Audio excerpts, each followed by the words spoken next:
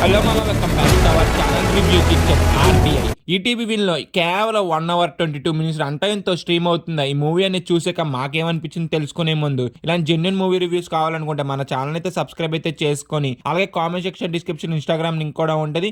అందులో కూడా content worth అనిపిస్తే ఫాలో కొట్టి అందులో కూడా చిన్న సపోర్ట్ అయితే చూపియండి. బేసిక్ స్టోరీ లైన్ ఏంటంటే, మా ఆయన స్కూల్ అమ్మాయి సూసైడ్ అయితే చేసుకుంటది. అది వాళ్ళ పేరెంట్స్ తెలిసాక షాక్ అయితే అవుతారు. తను సూసైడ్ చేసుకున్నదే, ఎవరైనా మర్డర్ చేశారా అనేది మనం మూవీ చూసి అయితే తెలుసుకోవాలి.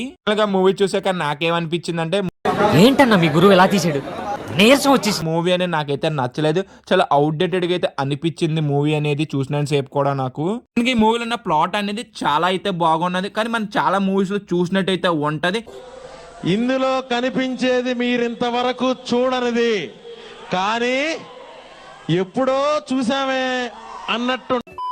మనకి ప్రజెంటేషన్ ఎలా చేయాలంటే కొంత ఇంట్రెస్ట్ గాను, కొంత ఎంగేజింగ్ అయితే చేయాలి.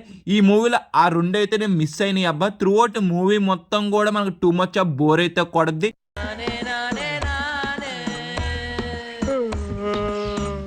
ఎక్కడా కూడా ఆ ఇంట్రెస్ట్ అనేది మనకైతే క్రియేట్ అయితే చేయలేదు ఈ మూవీ అనేది. నా వరకు అయితే మీరు మూవీ చూస్తుంటే మీకేమనిపించిందో కూడా డెఫినెట్గా అయితే కింద అయితే కామెంట్ చేయండి.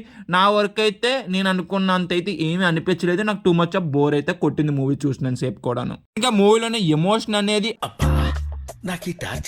అంతైతే వర్కౌట్ అవ్వలేదు. చాలా వరకు ఆర్టిఫిషియల్గా అయితే అనిపించింది. ఎక్కడ కూడా కనెక్ట్ అయ్యేలా నాకు ఎక్కడ కూడా అనిపించలేదు తప్ప మూవీ చూసినంత సేపు కూడాను. మూవీ స్టార్టింగే మనం ఏం జరిగిందో కూడా గెస్ అయితే చేసేస్తాం. ఏమిటండి మీరు మాట్లాడేది? మూవీ మొత్తం చాలా ప్రెడిక్టబుల్ గా అయితే ఉంటది. మీరు ఏ సీన్ గెస్ చేస్తారో ఆ సీన్ కన్ఫర్మ్ స్క్రీన్ మీద అయితే ఉంటది.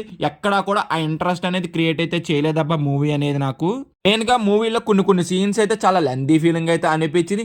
మూవీలో కొన్ని మంది ఒక పర్ఫార్మెన్స్ చూసే ఉంటే చాలా ఆర్టిఫిషియల్గా అయితే అనిపించింది. వరలక్ష్మి శరత్ కుమార్ని కూడా అంతైతే వాడుకున్నట్టుగా అయితే అనిపించింది నా వరకు అయితే. ఇలాగా మూవీ చూసాక నా ఒపీనియన్ ఇది. మూవీ మీరు చూస్తుంటే మీ ఒపీనియన్ కూడా డెఫినెట్ గా కింద అయితే కామెంట్ చేయండి. ఇంకా ఓవరాల్ గా మేము ఇచ్చే రేటింగ్ ఎంత అంటే 1.5 out of 5. వీడియో ఇప్పటి వరకు చూసారు కాబట్టి మీకు జెన్యూన్ రివ్యూ అనిపిస్తే మన ఛానల్ అయితే సబ్స్క్రైబ్ అయితే చేసుకుని వీడియోని అయితే లైక్ చేయండి. Comment section, description, Instagram link కూడా ఉంటుంది.